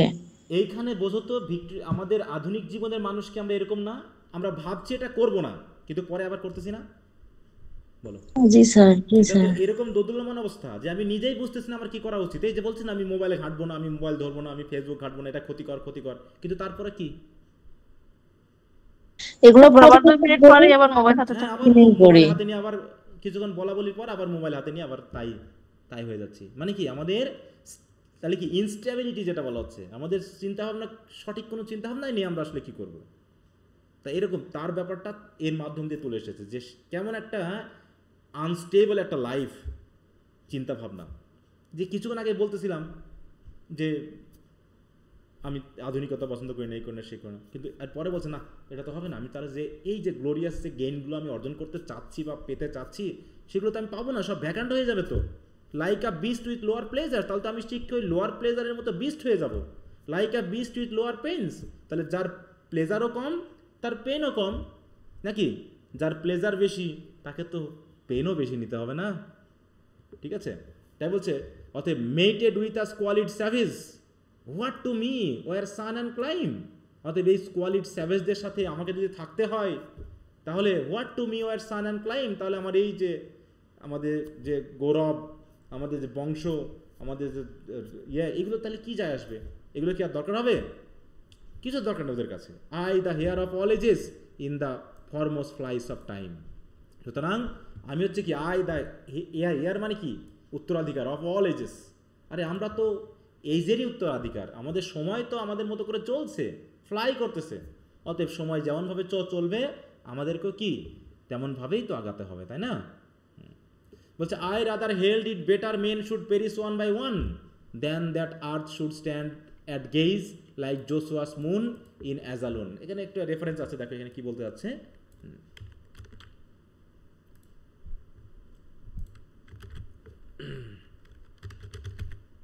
তাইলে বর্বররা একের পর এক ধ্বংসই হয়ে যাক, আর হচ্ছে সামনের দিকে এগিয়ে এখানে একটা বোধহয় আছে বাইবেলের একটা, এই যে এখানে সেটা দেখো কি বলতে যাচ্ছে।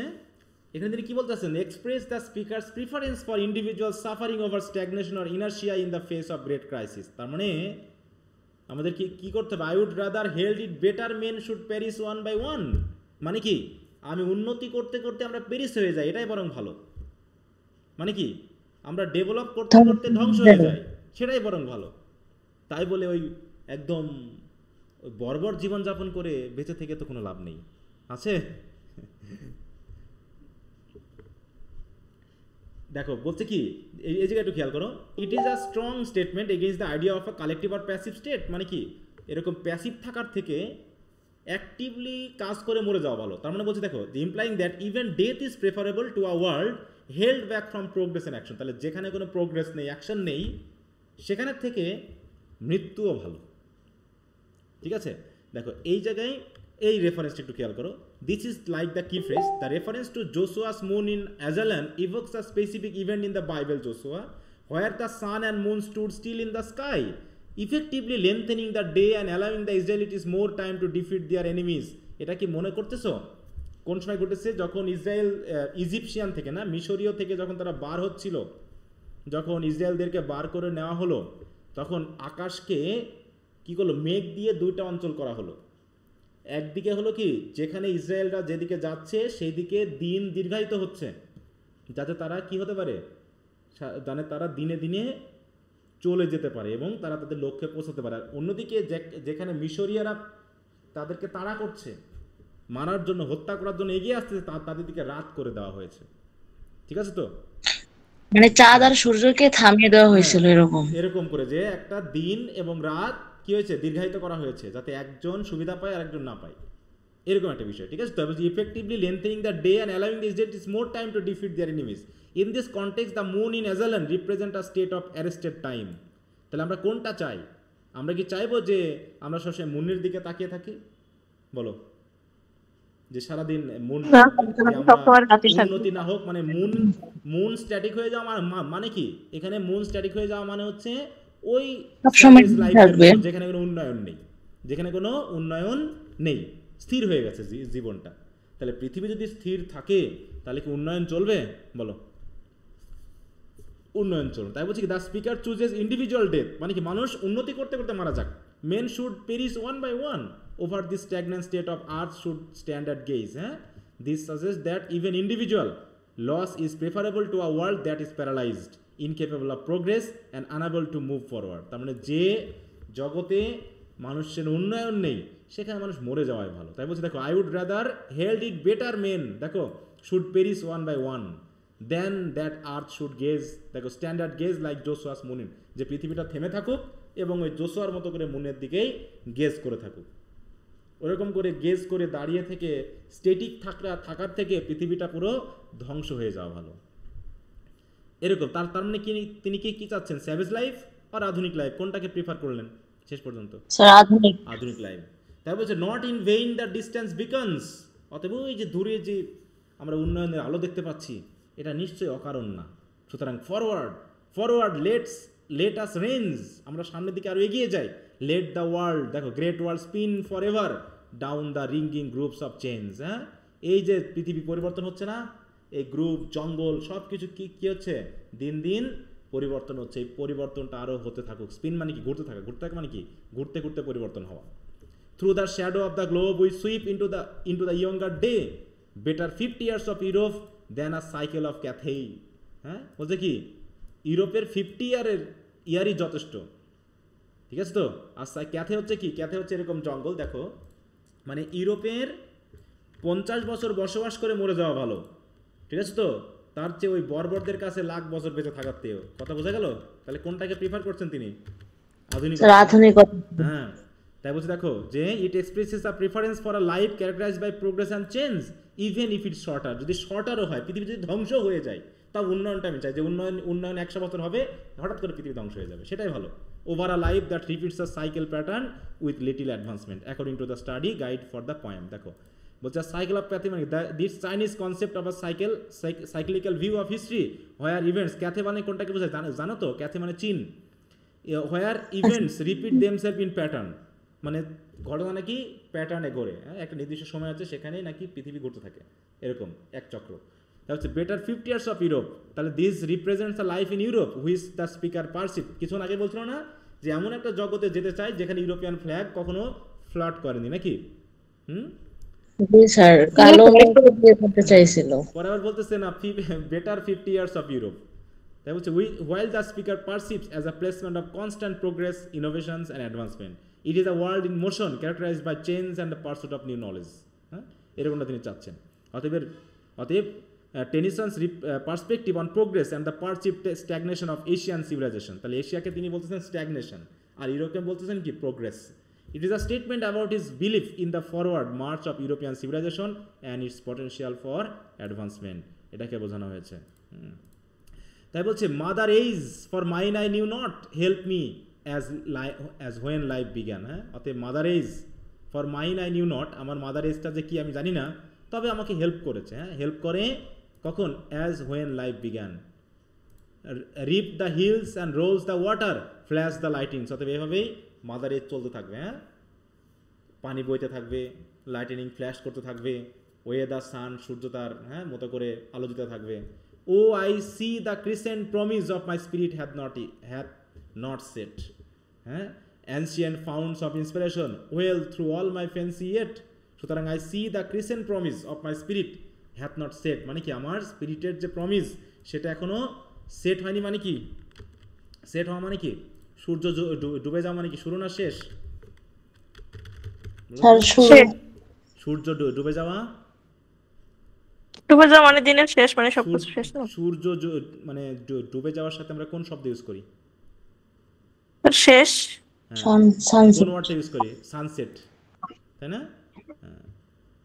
তারপরে সানসেট। হ্যাঁ, তারপরে দেখো crescent promise of my spirit have not set.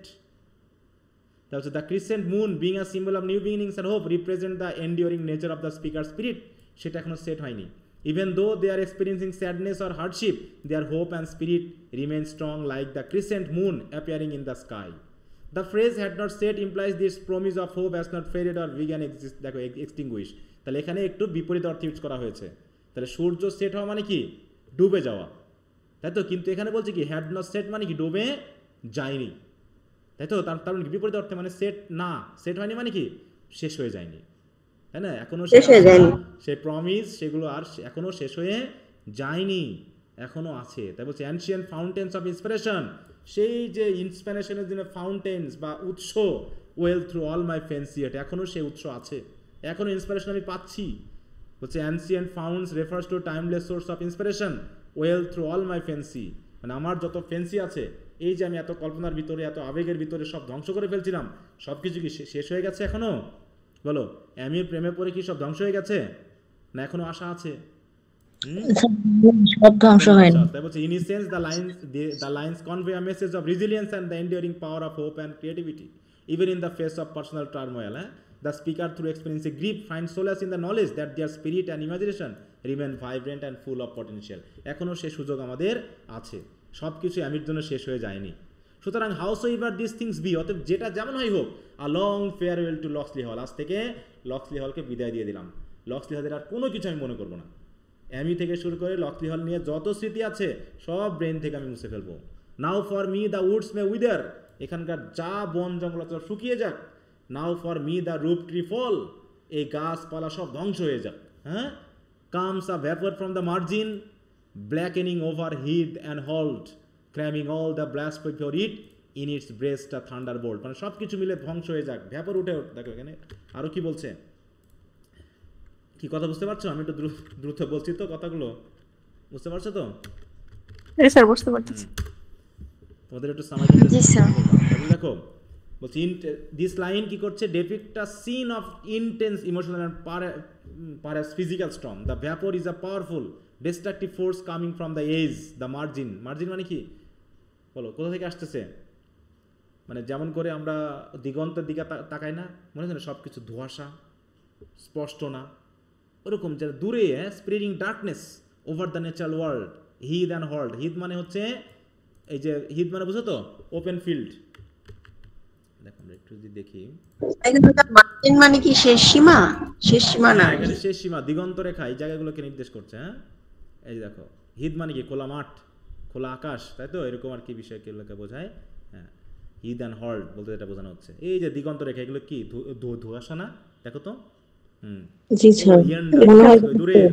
হ্যাঁ, তাই বলছে দেখো, comes a vapour from the margin blackening over heath and holt, cramming all the blast before it and in its breast a thunderbolt. আমার জন্য thunder bolt হচ্ছে সব কিছু, মানে মূল কথা হলো তিনি চাচ্ছেন কি সব ধ্বংস হয়ে যাক, আমার আর কোনো কিছু স্মৃতিতে আনার দরকার নেই। হচ্ছে লেট ইট ফল অন, এই যে থান্ডার বোল্ট, এই যে ব্ল্যাকেনিং সব কিছু কারো উপরে এসে পড়ুক, লেট ইট ফল অন লক্সলি হল, লক্সলি হলের উপর পড়ুক, উইথ রেইন অ্যান্ড হেল, বৃষ্টি হোক, মানে বন্যায় ভেসে যাক। তারপরে কি হেল মানে কি, ওই যে ইয়া পড়ে না, বরফ পড়া নাকি, শিলাবৃষ্টি নাকি, ফায়ার পড়ুক, স্নো পড়ুক, সব পরে ধ্বংস হয়ে যাক, যে লক্সলি হল পুরো মাটির সাথে মিশে যাক, যাতে আমার কোনো এ নিয়ে যেন কোনো স্মৃতি না থাকে। For the mighty wind arises roaring Seward and I go. এই যে অলরেডি বিশাল ঝড় উঠে গেছে, আমাকে এখন, তাই তো, সমুদ্র রোয়ারিং করতেছে, আমাকে এখন যে যেতে হবে, আমি যাই, লক্সলি হল ধ্বংস হয়ে যাক। এসব স্মৃতি আমি আজ থেকে আর মাথায় নিবই না, ঠ্যামি সব বাদ। আশা এখনো শেষ হয়ে যায়নি, পৃথিবী চলছে, অতএব পৃথিবী যেখান থেকে চলছে আমি সেখান থেকে আমার জীবন শুরু করতে চাই, আমি এনজয় করতে চাই, আমার কোনো কিছু দরকার নেই। কি বুঝতে পেরেছো? তাহলে শেষের দিকে একটু হোপ আসলো নাকি? প্রথম দিকে খুব হতাশা। এই টেনিসনের কবিতা মানে কি এক ধরনের আশাবাদ না? দেখো এই যে বলছে, দেখো, despite his hardship he describe that place as a paradise, his imagination is rekindle by memories of his home and he feels newly inspired. Now he feels as though he can leave Locksley Hall and all his sad memories behind him. হ্যাঁ, সব ফেলে রেখে, and he hopes that a thunderbolt might fall on the place and destroy it. হ্যাঁ, এখন একটা Thunderbolt পড়ুক, পরে এই জায়গাটা পুরো ধ্বংস করে দিক। হ্যাঁ, আমার জন্য এগুলো আর দরকার না হয়, আমার জন্য মাথায় এগুলো না আসে, যেন পুরো মুছে যায় সব কিছু। কি বুঝতে পেরেছ? জি স্যার। আচ্ছা, তো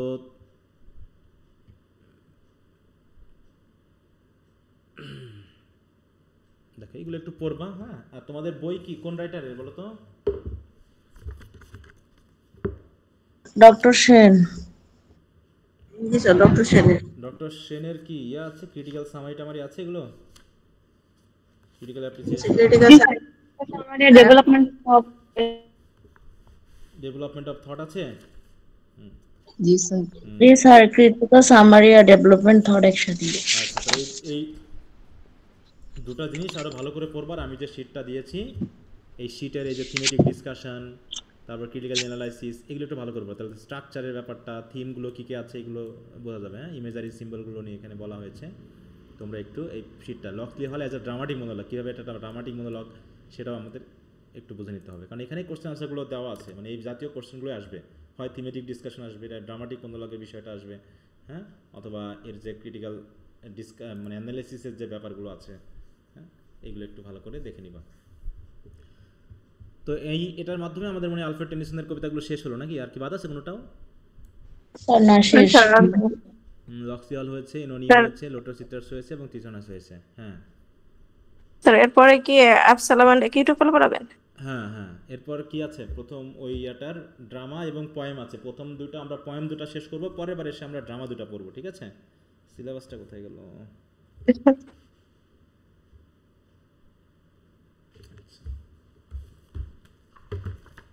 আছে না, রেপ অফ দ্য লক আর হচ্ছে আবসালাম এন্ড অ্যাসিস্ট্যান্ট, হ্যাঁ, এই দুটো। আর ড্রামা হচ্ছে the way of the world আর শি স্টুপস টু কনকোয়ার। এই দুটো আমরা নেক্সট বার এসে পড়বো। আর এদিকে রবিনসন ক্রুসো তোমাদের পড়তে দেওয়া ছিল, কি অবস্থা? পড়েছি। জি স্যার, শেষ মোটামুটি করছো? জি স্যার। তাহলে রবিনসন ক্রুসোর সামাইটা নিয়ে তো আমাদের একটু শেষ করে ফেলা উচিত। তাহলে আগামী দিন আমরা রবিনসন ক্রুসোর সামাইটাকে পড়বো, ঠিক আছে? মানে মোটামুটি আমি একটু আলোচনা করব যাতে তারপরে কোশ্চেন আনসারগুলো। আচ্ছা তোমাদের পড়াটা কি দেওয়া আছে আমি তো আচ্ছা এই যে রবিনসন ক্রুসোর 1 জুন পর্যন্ত দেওয়া ছিল, তো আশা করি তোমরা টেক্সটটা পড়েছো বা সামারি যদি পড়ার থাকে পড়েছো। আমি হয়তো 2টা ক্লাস নিয়ে একটু আলোচনা করব, ঠিক আছে, আগামী দিন, তারপরে আমরা ওগুলোতে যাব, তাহলে 2টা হয়ে যাবে আর কি। আর এদিকে অরণ্যকর কি এগুলো পড়ছো? অনেক কোশ্চেন পড়েছি স্যার। জি আচ্ছা স্যার। এগুলো নিয়ে তাহলে আগামী ক্লাসে প্রথম দিকে আমরা একটু আলোচনা করব, যদি কারো কোনো সমস্যা থাকে, ঠিক আছে। জি স্যার। যে ব্রিফ শর্ট ব্রডের ভিতরে যদি কোনো সমস্যা থাকে সেগুলো নিয়ে আলোচনা করব। তারপরে আমরা এরপরে কি ছিল, ফ্রান্সিস বেকনের হয়েছে পড়া আমাদের, ফ্রান্সিস বেকন শেষ করেছিলাম না ওইটা আমরা দেন নাই, কোশ্চেন দেন নাই স্যার। কোশ্চেন দেয়নি, তাহলে ওটা আমরা দিব এরপর। হ্যাঁ তাহলে আমরা আগামী দিন অরণ্যক নিয়ে প্রথমে একটু কোশ্চেনগুলো নিয়ে কথা বলবো, তারপর রবিনসন ক্রুসো নিয়ে, তারপর যদি সময় থাকে আমরা আবসালাম অ্যাসিটেবল নিয়ে কথা বলবো। আচ্ছা আর তোমাদের ছুটি দিব হচ্ছে 4 তারিখের ক্লাসের পর, ঠিক আছে। স্যার এদের ছুটি বেশি দেওয়া লাগবে না। 4 তারিখে ছুটি দিয়ে পর আমাদের, তোমাদের যদি ঈদ হচ্ছে 7 তারিখ, তাই না, তাহলে এদিকে আগে 2 দিন গেল, আর হচ্ছে পরে অটোমেটিক আবার যেহেতু আমাদের আগে 11 তারিখে হচ্ছে, তাহলে 10 তারিখে আমরা ক্লাসটা নিতে পারি যদি একদিন বাড়াতে চাও। হ্যাঁ কারণ ঈদ তো হচ্ছে 7 তারিখে যদি হয় তাহলে তার আগে তো আর নেওয়া যাচ্ছে না। জি স্যার ঠিক আছে। সবাই অনেকে বাসায় টাসায় যাচ্ছ নাকি, মেসেজ টেসেজ দিচ্ছে মনে হচ্ছে। 10 তারিখে তো মঙ্গলবার, আমাদের কি মঙ্গলবারে ক্লাস নেন না? হ্যাঁ মঙ্গলবারে নিব, সোমবার। মঙ্গলবারে নিব, ওকে। সমস্যা নেই। কারণ একটা দিন আগায় গেলে আমি তো চাচ্ছি আগাতে, কিন্তু তোমাদের নিয়ে আমি খুব হতাশ। আমি চাচ্ছি একটু টাগায় নিব, কারণ অনেক কোর্স 2-1টা সপ্তাহে 1টা করে ক্লাস বেশি নিলেও আগানো যায়, তাই না। তাহলে মাসে 4টা করে ক্লাস বেশি নেওয়া মানে কি, ওখান থেকে প্রায় একটা টেক্সট সমান আমরা আগে নিতে পারবো। স্যার আমাদের লক্স লেভেল তো আরো আগে শেষ হয়ে যেতে যতক্ষণে দিল দেরি করে। ক্লাসটা নিলে আমরা শেষ করতে পারতাম, কিন্তু আমি তো খুব রেগে গেছিলাম তোমাদের। হ্যাঁ বলো তোমাদের আর চলছে কততম ক্লাস, বলো 9ম ক্লাস চলছে, তাই না। আর তোমাদের গ্রুপ থেকে রিমুভ করেছি কবে বলো তো, গুগল ক্লাসরুম থেকে রিমুভ করেছি কবে, 1 সপ্তাহ হয়ে গেছে না মিনিমাম। স্যার এবং প্রত্যেকটার মেসেজ আমি দিয়ে দিই, কখন ফি দিবা, কখন গুগল ক্লাসরুম থেকে রিমুভ করবো, কখন মেসেঞ্জার গ্রুপ থেকে রিমুভ করবো। মানে তোমরা এমন এখনও আমার কাছ থেকে গুগল ক্লাসরুমে যুক্ত হওয়ার জন্য মেসেজ দিচ্ছ, কোড নিচ্ছ, তাহলে এতদিন তুমি কি করলা? হ্যাঁ শুধু অজুহাত আর অজুহাত। বারবারই বলতেছি 3rd ইয়ারে উঠছো, খবর আছে সব, ভালো করে পড়াশোনা না করলে। আচ্ছা তো যাই হোক, আর কিছু বলছি না। তোমরা সবাই ভালো থাকো। Okay bye.